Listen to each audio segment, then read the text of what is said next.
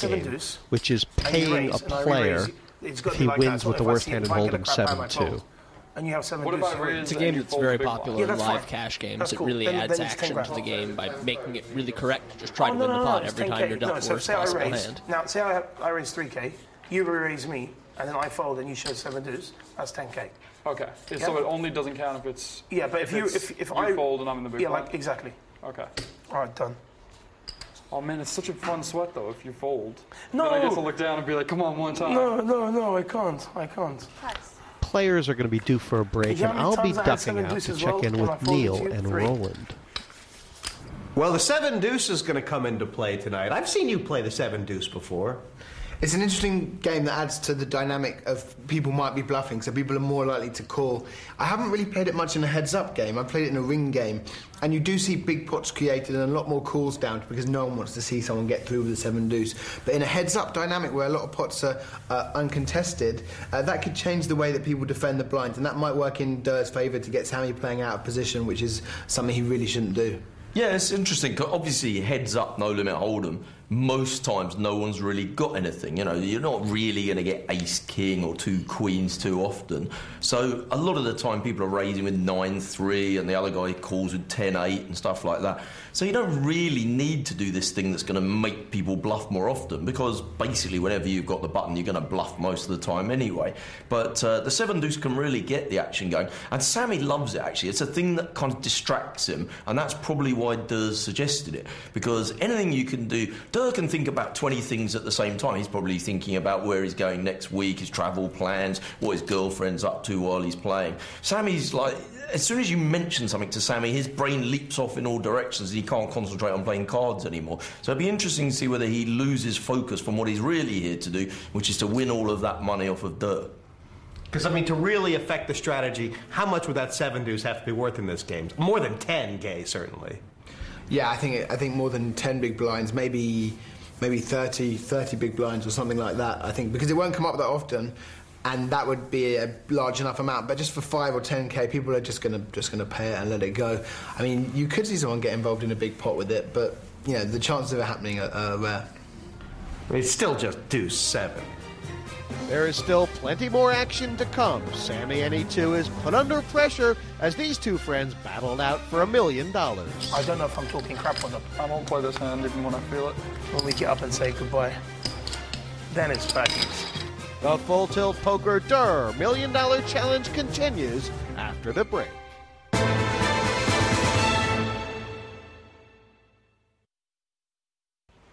Welcome back to where Isaac Haxon and myself watching the Full Tilt Poker Durrr $1 Million Challenge. 7 deuce game now on for 10k. Roland and Neil don't think it's going to affect things.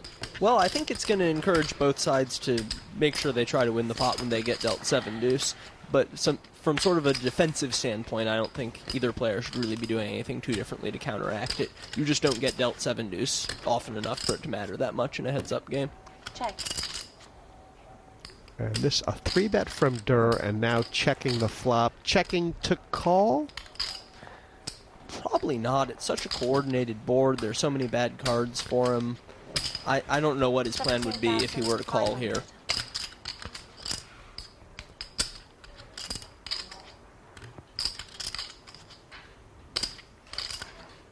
He's having a good think about it. Yeah. Is check raise a line that you could take here ever? You could, if for some reason you really thought that Sammy was specifically going to bet and then fold with a hand like the one he has, bottom pair or second pair. There just aren't that many hands that are ahead of ace-jack that are going to fold to further action on this board. But there he goes. I wonder if he somehow has the impression that Sammy has the hand he has and is going to fold it. Or if he thinks that maybe Sammy will call once with a queen, but will not go all the way to showdown if he's playing to run a really big bluff here. Can I have a count, please? And I mean, for Durr to take this line, 125. is his information 125 after the 40, so the the total bet is what? size? Sammy bet about 3/4 the pot. What, over there? That Plus could this, be or- it. No, that's not included. Sammy has tended to bet Plus really that, big it's over 124. the size of the pot when he has a 110. very strong hand. So Tom may have the impression that he's very likely to have bottom or middle pair here. 124 on top says one. What? 172. Well, he's asked Durrrr for a count. I mean, it's a lot of money here. Yeah, there's a 124 behind, which means that if Sammy were to call here, Durrrr would have just over the size of the pot left to play on the turn, which is a perfect amount to shove if he happens to turn something like a 9 or a 10 to give him a gut shot. 10 actually gives him a double gut shot.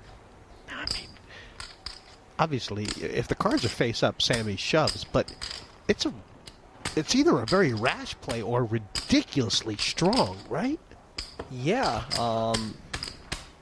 he has shown some stubbornness when the pots have gotten big. He did make that huge call against Tom's overbet to start things off. He's obviously suspicious, and is it because He's obviously nervous, too. You can tell he doesn't have a set. He's pulled off his sunglasses and he's chewing on them.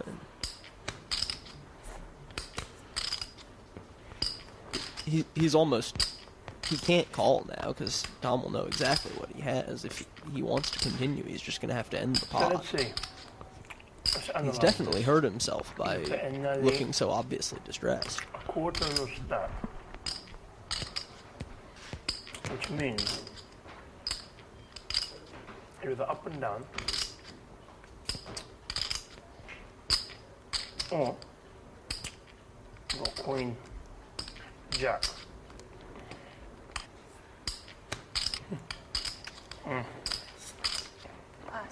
And it looks like Tom has gotten away with his first big bluff of the match, and he's going to show just Queen the jack. Yep. Poker sensation Tom Dwan has had an incredible career so far. The 23-year-old began with only $50 in his online poker account. I grew up in Edison, New Jersey for the first 18 years of my life. It's a town in north central Jersey, about 45 minutes to an hour from the city. When I was younger, I was pretty into sports, mainly basketball.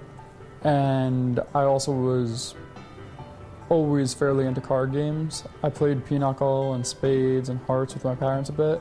And I had also played, you know, little random poker games like Deuces Wild kind of things with my family as a kid. Halfway through my senior year of high school, I think I saw World Poker Tour on TV, and then the next night, or maybe that night, played a $5 little sit-and-go tournament with one of my friends, Sam Pinella, my parents, and my aunt and uncle, and enjoyed it, and then watched poker on TV a little more in the following days. There was a day where we were going to go either to a movie or something like that, or I don't remember exactly what the plans were, but it got canceled because I think it was snowing out or something along those lines, and we wanted to find something to do. So we went and found a play money sit and go thing on, I think it was Empire Poker back in the day. And we'd try to register so we could all get in the same one, and then we'd just play those. And we did that for a few days intermittently, and then I convinced my parents to throw $50 online on my Paradise Poker account, and never looked back. Tom grabbing a few chips back. Sammy's still in the lead. And you're talking before about showing those different lines early in a match. And it is Durrrr who's showing more different sorts of lines so far, isn't it? Absolutely. You definitely get the sense that he's probing Sammy for weaknesses, trying to find a game plan here. He seems to like 3-betting him a lot, and he's coming up with different ways to try to win those pots once he has. He's betting out a lot, sometimes he's check-raising, throwing in a check fold every once in a while.